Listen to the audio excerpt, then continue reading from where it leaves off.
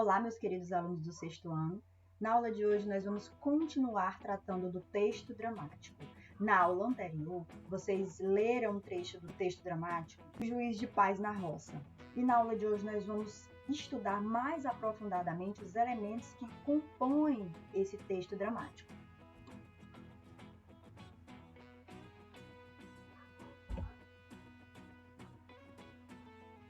Então, os textos dramáticos são textos literários feitos com o intuito de serem encenados ou dramatizados.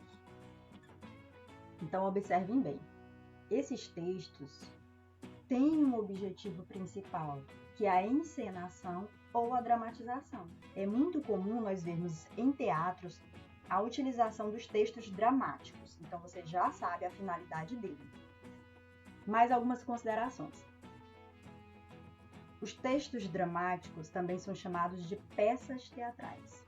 Então, eles são peças de teatro escritas por dramaturgos, e aqui nós já temos uma informação importante. Quem escreve as peças de teatro recebe o nome de dramaturgo, e dirigidos por produtores teatrais, e em sua maioria são pertencentes ao gênero narrativo.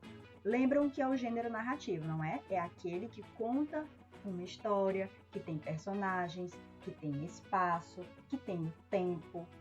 A este tipo de texto nós damos o nome de gênero narrativo. E nós já sabemos que as peças de teatro ou textos dramáticos pertencem a esse gênero narrativo. Como eu já falei anteriormente, a principal função é a encenação. É um texto que é para ser utilizado por atores em cena.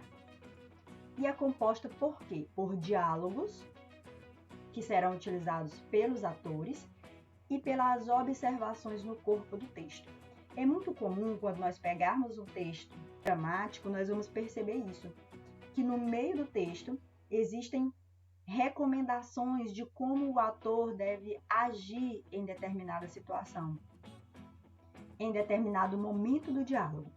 Há também algumas observações sobre o cenário. Então, tudo isso nós vamos ver na prática mais à frente. Vamos para as características do texto teatral. Pessoal, neste momento eu quero que vocês prestem muita atenção. Por quê? Eu quero que vocês, quando pegarem um texto teatral, que vocês saibam, por meio dessas características aqui, classificá-lo, certo? Então, um dos objetivos da aula de hoje é que em situações diversas vocês possam pegar um texto, lê-lo e perceber se trata ou não de um texto teatral. Então, quais são as características? O que o texto precisa ter para que eu possa dizer, este texto é um texto teatral, é uma peça de teatro. Primeira característica, é um texto produzido para ser encenado, como eu já falei anteriormente. Pertence ao gênero narrativo, eu também já havia comentado. Nele há o diálogo entre os personagens. Eu tenho a utilização do discurso direto. O que é o discurso direto? É aquele discurso produzido pelo próprio personagem. Então, não é alguém que vai falar por ele. Ele próprio vai se expressar, certo? Também é comum ter a presença de atores, ter a presença de plateia, o público, não é? E o palco. Esse plano de fundo aqui que eu coloquei foi justamente para isso, para ilustrar o palco para o qual o texto teatral é escrito, certo? Aqui eu coloquei as cortinas com esse objetivo. Cortinas abertas representando a encenação, o momento para o qual o texto teatral foi produzido. Aqui nós também temos o cenário, que deve ter relação direta com a história narrada, com a história contada. O figurino, que são as vestes que os personagens trajam, como eles estarão se vestindo. E aqui a sonoplastia, que são os efeitos sonoros utilizados durante a encenação. Pessoal, esse outro elemento aqui ele é muito importante, a linguagem corporal e gestual. Por que ele é tão importante? Quando nós estamos falando de um texto teatral, o personagem precisa se movimentar, ter gestos que estejam de acordo com o que ele está falando e que sejam vistos pela audiência, pela plateia, que que está um pouco mais distante. E os gestos, eles são produzidos com mais intensidade, para que a plateia possa acompanhar e compreender do que se trata a peça.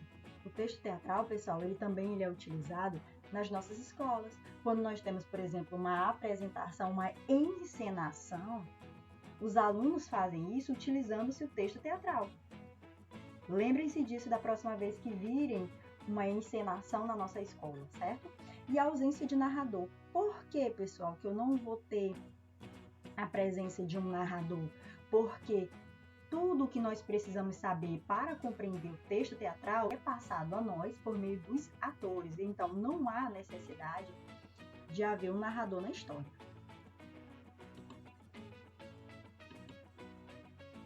A estrutura dos textos teatrais. Nós temos aqui o texto principal, que são os diálogos que ocorrem entre os personagens. E se nós tivermos apenas um ator em cena, falando sozinho, nós já vamos chamar de monólogo. Então, lembre, mais de um ator conversando entre si, nós chamamos de diálogo. Apenas um ator falando em cena, nós chamamos de monólogo. E no texto secundário, ele é caracterizado como algumas orientações para os atores saberem onde se posicionar, o que fazer depois de determinadas ações. Também pode ser chamado. Nós temos, entre os textos secundários, a presença da rubrica, que são essas orientações para os atores. Agora vamos para um exemplo. Eu vou tirar aqui esse plano de fundo da cortina para que fique maior o texto, para que vocês possam ler com atenção.